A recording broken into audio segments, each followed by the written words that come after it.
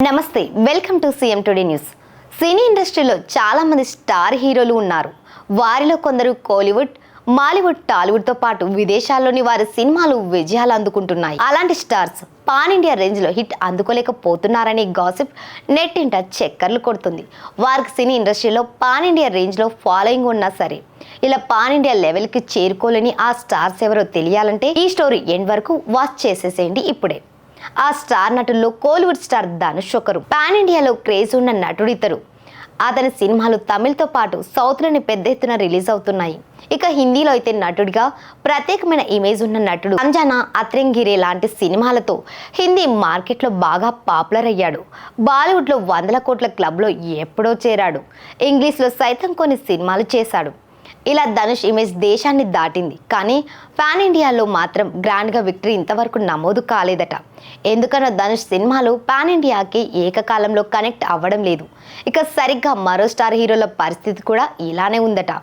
Mollywood stars Dulquer Salman, Prithviraj సుకుమారన్కి కూడా pan ఇండియాలో గుర్తింపు ఉంది. సౌత్ సహా బాలీవుడ్లోనూ సినిమాలు చేశారు. కానీ వీళ్ళు కూడా పాన్ ఇండియాకి కనెక్ట్ అవ్వడంలో వైఫల్యమవుతున్నారు.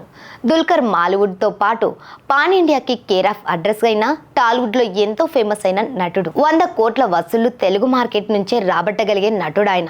మహానటి, సీతారాం లాంటి సినిమాలు పాన్ ఇండియాలో ప్రత్యేకమైన గుర్తింపును తీసుకొచ్చాయి. కానీ పాన్ ఇండియా షేక్ చేసే కంటెంట్ సినిమాలు చేయడంలో విఫలమవుతున్నాడు. కొంతకాలంగా టాలీవుడ్ పైనే దృష్టి పెట్టి పనిచేస్తున్నాడు. మరి ఈసారైనా అనుకున్నది సాధిస్తాడేమో చూడాలి. ఇక పృథ్వీరాజ్ సుకుమారన్ మల్టీ టాలెంటెడ్ నటుడు. ఈయన స్టార్ హీరో ఇమేజ్తో పాటు క్రియేటివ్గాను రాణిస్తున్నాడు. కథలు రాస్తాడు, సినిమాలకు దర్శకత్వం వహిస్తాడు. హిందీలోనూ 2-3 చిత్రాలు చేశాడు. ది గోట్ లైఫ్ సినిమాతో మరింత దగ్గరయ్యాడు ప్రేక్షకులకు. ఓటీటీ రిలీజ్లతోనూ మంచి గుర్తింపును దక్కించుకున్నాడు. కానీ సరైన పాన్ ఇండియా హిట్ ఒక్కటి పడలేదు. ధనుష్ కుబేరతో పాన్ ఇండియా అటెంప్ట్ చేస్తున్నాడు.